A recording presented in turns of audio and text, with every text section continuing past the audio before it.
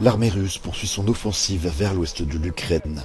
Après 4 mois et demi de guerre, les bombardements s'intensifient encore. Les forces russes qui ont annoncé début juillet avoir pris le contrôle de la région de Louhansk visent désormais celle de Donetsk. Elles occuperaient ainsi l'ensemble du bassin minier du Donbass, contrôlé en partie depuis 2014 par des séparatistes soutenus par Moscou. Selon les responsables locaux, l'armée russe est en train de reconstituer ses troupes pour pouvoir enclencher de nouvelles actions, notamment à Sloviansk, Kramatorsk ou Bakhmout.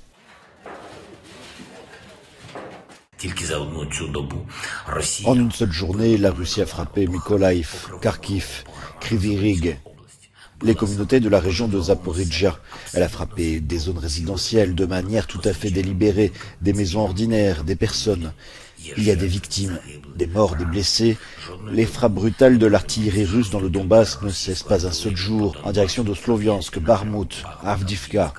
De telles actions terroristes ne peuvent vraiment être arrêtées qu'avec des armes modernes et puissantes. Un appel à la solidarité des Occidentaux, entendu par le président du Sénat français en visite à Kiev ce samedi. Gérard Larcher a affirmé que l'effort de Paris concernant les livraisons d'armes continuerait. Mais alors que les Occidentaux tentent toujours d'apparaître soudés, la Russie organise une cérémonie de remise de médailles à ses soldats en territoire ukrainien.